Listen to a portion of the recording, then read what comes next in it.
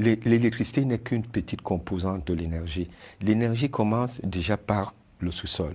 Ça veut dire la matière première. Nous avons de l'uranium, nous avons du soleil, nous avons de l'eau, nous avons du pétrole, nous avons du gaz.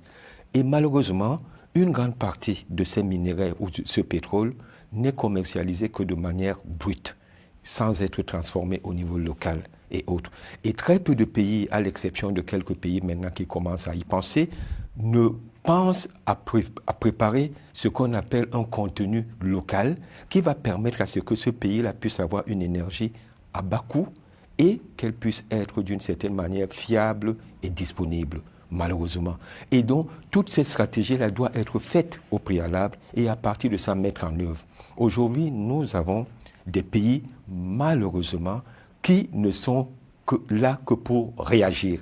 Quand il y a une coupure électrique, on construit une centrale. Quand il y a un problème de réseau, on change de transformateur et autres. Eh bien, les planifications énergétiques, c'est sur 25 ans, voire 30 ans qu'on planifie le développement énergétique, qu'on choisit les sources énergétiques qu'on va utiliser et autres. Combien de pays aujourd'hui ont des planifications énergétiques de 25-30 ans utilisant les outils de planification énergétique? Et qu'est-ce que cela fait? Ça fait que quand les investisseurs arrivent, ils ont l'impression que c'est des gens qui n'ont pas de plan et autres, et qui ne maîtrisent pas un certain nombre de choses, et ils nous proposent n'importe quoi.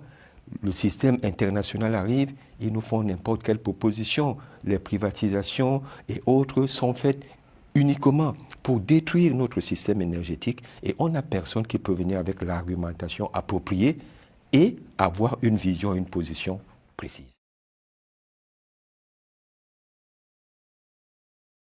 Cette fondation passe par des planifications, des études. Et quand je parle planification énergétique, ce n'est pas la liste de souhaits où les gens se lèvent, oh oui, mais voilà, le ministre est de telle région, on va construire la centrale de production dans sa région, le premier ministre est de là, on va faire ceci. Non, on parle d'une vraie planification.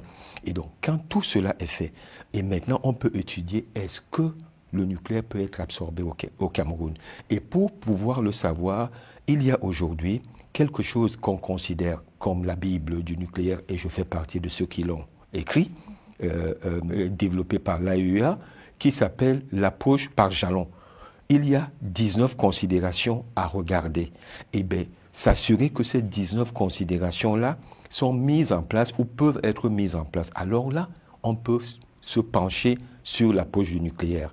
Et dans ces 19 considérations, 13 n'ont aucun rapport avec le nucléaire. Ça veut donc dire que si déjà les 13, on les met en place convenablement, on aura déjà un bon système énergétique sans le nucléaire.